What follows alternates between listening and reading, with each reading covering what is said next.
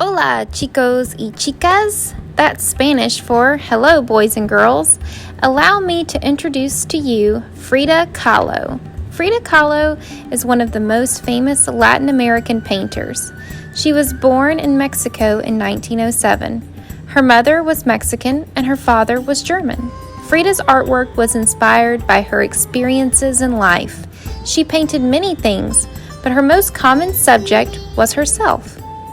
She painted many self-portraits. A self-portrait is a portrait of yourself, the artist.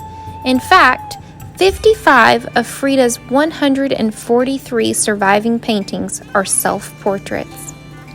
She once said, "I paint myself because I am so often alone, and because I am the subject I know best." Kahlo deeply loved her home, Mexico. She was fiercely proud of her cultural heritage and often depicted herself in native Mexican dresses. Her self-portraits also include her many pets. The backgrounds display the beauty of her home and Mexico's landscape. Frida had a very painful life, and sometimes she used symbols, such as this painful-looking necklace, to symbolize the tough times in her life. Artists sometimes use symbols to provide us with more information about themselves. She was married to another artist named Diego Rivera. Her and Diego were artists and political activists during the revolution in Mexico, and she often painted him in her portraits as well. Frida grew up in Mexico City at Casa Azul, or the Blue House. This home was very important to Frida. Many of her self-portraits with her pets were created here. She had a pet monkey, a deer, a parrot, to name a few. She let her animals roam free around Casa Azul because she loved them so much. Do you have a pet or a place that you love that much? Our word of the day is self-portrait. A self-portrait is a portrait of yourself, the artist. Today, you will start your own self-portrait. You might include animals, like Frida did, in your favorite type of clothing. You will need to draw yourself in the middle of the paper. This will leave room to draw a colorful frame with patterns and animals around the edge. Take your time and look carefully at the shapes in your face in the mirror to help. Let's get started. We're going to use the elements and principles of art to create a self-portrait like Frida Kahlo. Think about an animal as well. Would you like to include an animal in your self-portrait? If so, pay close attention to how big you make everything in your picture. You want to have room for an animal. Think about what you'll be wearing. Look in the mirror. Look at the shapes of your face. To get started, write your name on the back of your piece of paper. Make sure your paper is vertical up and down, which is what we call portrait style. Once you have your name on the back, you can trace an oval for your head by tracing around a stencil using your pencil. Just carefully hold it down and trace around it. But I'm actually going to show you an easier way to draw a self-portrait. Because we are drawing a picture of you, I'm going to begin by drawing a U line in the middle of my paper for the bottom of my face. I'm going to find the middle of my paper first and kind of map out where I want to put my U. Then I'm going to very, very lightly draw a U shape using a very, very light hand here. If your chin is a little bit more pointy, you may want to make it a little bit more pointy at the end or rounder. Make sure the tops are a little bit even. You want to draw ever so lightly, very, very light-handed with your pencil because we may need to erase this.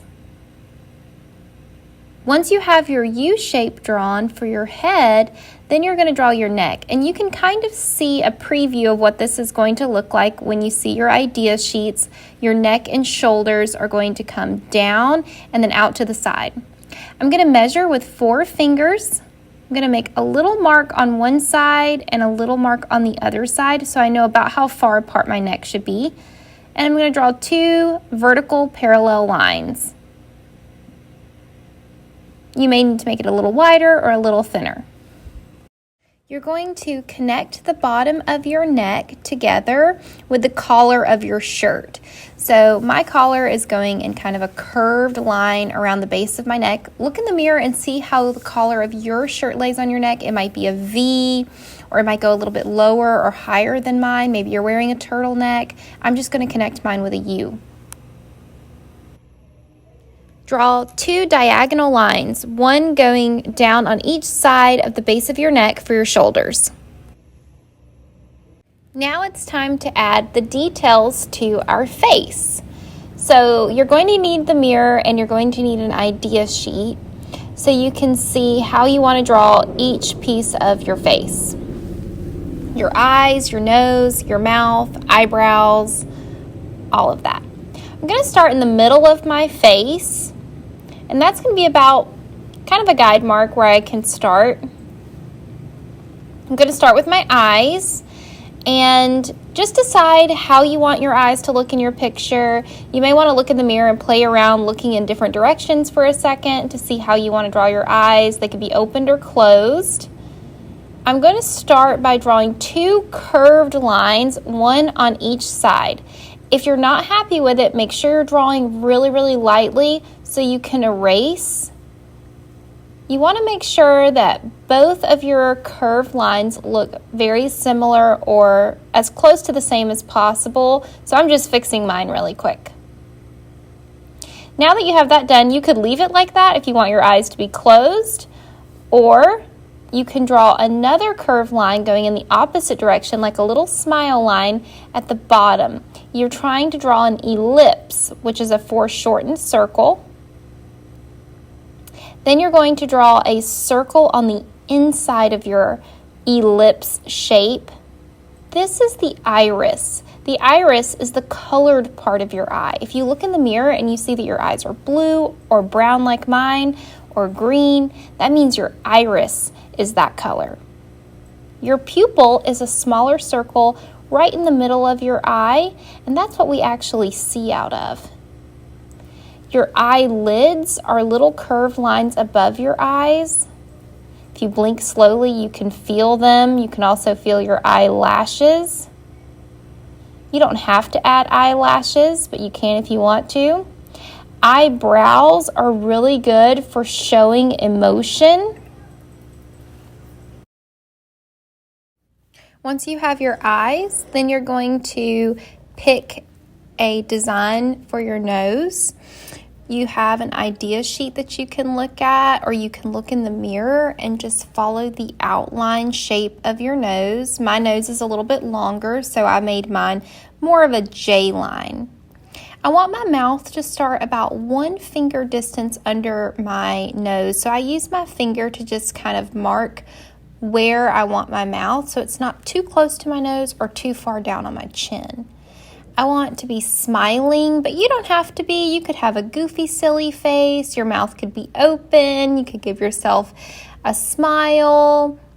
I'm going to make my mouth smiling because I'm looking in the mirror, and when I smile, I have 2 little curved lines that show up on the side of my mouth because my cheeks go up when I smile.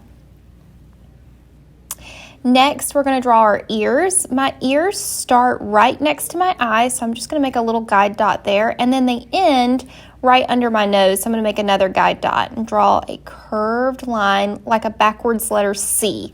So it's a curved line like a C. I'm going to do that again on the other side, making a mark by my eye and by my nose, and then drawing a C curve right there. So you just want them to be about in the same distance apart.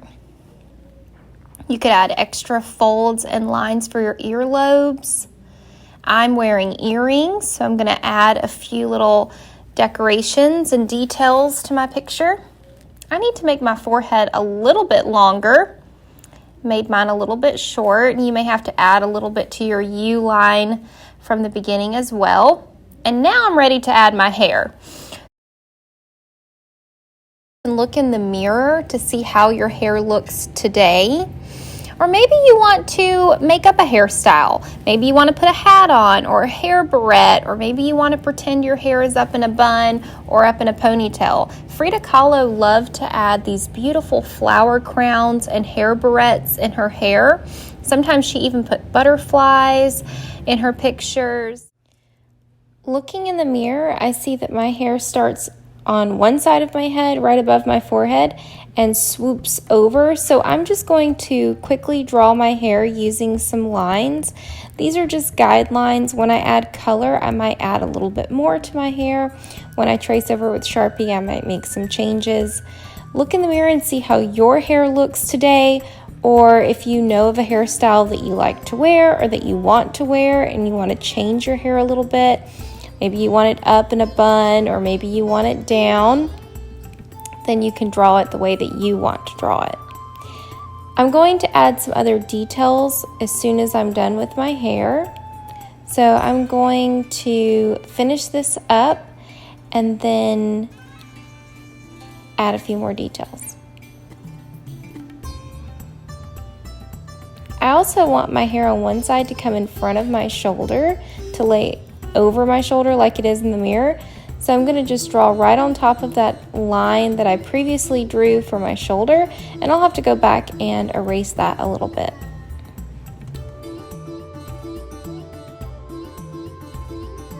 I'm just going to add a few finishing details like jewelry, designs on my clothes. You could add something in your hair or glasses, freckles, any detail that you like. I cannot wait to see what you guys create. Have fun. Continuing with our self-portrait, we're going to look at how Frida Kahlo added animals and her pets to her self-portraits. She loved to include her many pets. She had dogs, cats, birds, deer, and even monkeys as pets, so you will see those in her self-portraits. She would also paint beautifully decorated backgrounds behind her with plants and flowers, the four walls of her home, and with animals, objects, or buildings that symbolize her connections and love for Mexico. In this lesson, you have reviewed the life and work of Mexican artist Frida Kahlo. You've defined a self-portrait, and you've started using the elements and principles of art to create a self-portrait like Frida Kahlo. Today, I want you to think about an animal that you would like to include in your self-portrait. Practice that animal on your own scratch paper or in your sketchbook. Once you have chosen an animal that you would like to draw, you're going to recreate it on your self-portrait on your final artwork. After you have drawn your self-portrait and your pet or pets, then you're going to plan out your background. Create a background that tells where you are from or a place you would like to be. Or simply add a beautiful pattern that interests you. And above all, have fun. Here I am beginning to draw my pet puppy named Charlie. I am blocking off a little section where I'm going to put my animal, and I'm erasing any parts of my self-portrait like my hair or shoulder that are showing through this area so that I can have room for my puppy. I have already practiced drawing my animal on my sketch paper, so I am just looking at my sketch paper and my drawing and recreating the drawing a little bit bigger onto my self-portrait. I'm fast forwarding through this part a little bit faster than I would the rest of the video so that you can just watch me draw this, because you're going to be drawing your own animal, not the exact same animal that I'm drawing. I'm also drawing very, very lightly, as you can see, because I keep having to go back with my eraser to make adjustments and changes as I go. I want my animal to be in proportion to the rest of my picture. I know that my dog is smaller than me, so I'm trying to make it smaller than me, but not too small to where you cannot see my puppy in my picture. You want to have a good balance of size and scale in your picture. Proportion means that everything fits correctly in the picture. Nothing is too big or too small. Once you have finished drawing everything with pencil and you are happy with your drawing, then you're going to begin outlining and tracing with a black marker. So make sure that you're not coloring everything in with a black marker. You're simply tracing over your pencil lines. And I'm just going to fast forward through this part with lightning speed.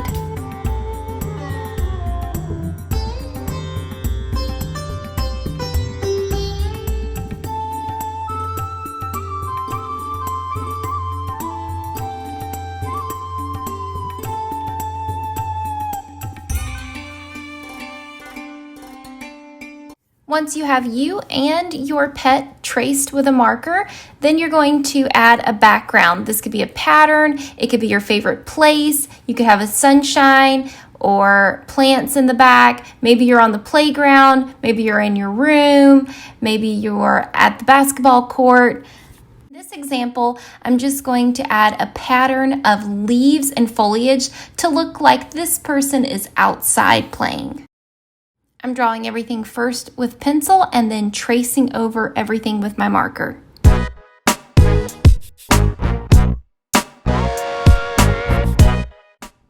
I hope you all have so much fun decorating the backgrounds of your self-portraits and adding your fun little animal. I cannot wait to see what you guys come up with. Have fun! Well, hello, my amazing artists. We are back at it with lesson 3 of our self-portrait projects inspired by the Hispanic artist Frida Kahlo. We have looked at her work, talked about her life and career as an artist. We also used the elements and principles of art to begin our own self-portrait drawing. We practiced drawing an animal to include as a pet in our portraits and decorated the background with details that describe our favorite place. Now it's time to add color. We are going to begin by reviewing the element of art known as value. Value means the lightness or darkness of a color, the tint or shade of a color. In this lesson, you will match the value of your beautiful skin tone with crayons and color pencils when you color your picture. To get started, you first want to make sure that you have erased any stray pencil marks and traced all of your lines with a black Sharpie. Then you want to start comparing some color pencils and crayons to your skin and picking out the ones that have the right value that match you. I'm going through and picking out some browns that match my skin tone. I'm also looking at some that might match my eye color, which is a darker brown, and my hair, which is also a darker brown. So I'm just picking out crayons and color pencils. I want to hold off on the markers for now because markers are going to be a little too dark for your face. I don't want you to cover up all of the beautiful details that you've drawn on your face with markers, but with crayons and color pencils, we can have more control over the value to see your beautiful drawing. I can change the value by changing the pressure that I am coloring with. I can press a little bit harder to make a darker value or a shade, and I can press a little bit lighter with my crayons and color pencil to make the value lighter or to make a tint of the color that I'm using. Color pencils work really well for getting in small spaces like your iris, your eyebrows, jewelry, and small details, your lips. And the crayons work better for your face because they can cover a bigger surface area. I like to go a little bit darker around the edges to make my face look more 3D. It creates more of a shadow around the edges of my face. And then I like to go a little bit lighter where the highlight of my face is in the middle. I'm trying to use really good craftsmanship. You should also practice using good craftsmanship when you are coloring with a crayon. One way to do that is to color everything in one direction. It helps you stay in the lines. It also helps you have a little bit more control over the value. When you crisscross your lines too much when you are coloring, you will get a darker value because you're layering the color in different spots, and it will start to look a little bit messy around your face. So if you color in one direction, it really helps you control that a little bit more. I'm just going to speed up through this next part, and then I'll show you what to do next.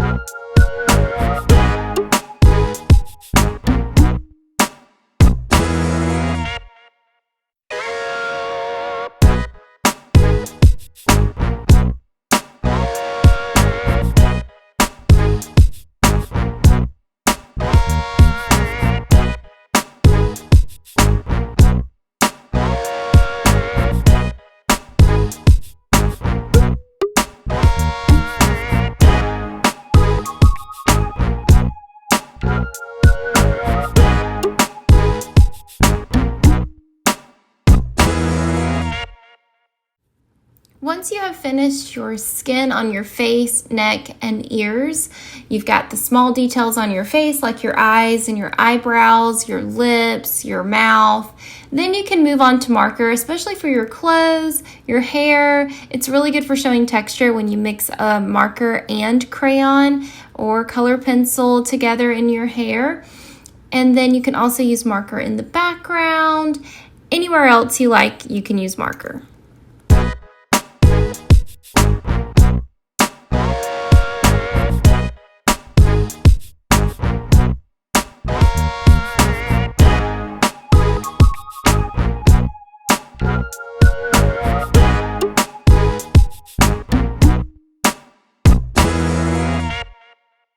I'm just going to zip through the rest of my coloring and fast forward again to lightning speed and let you guys get started. I cannot wait to see what you guys come up with.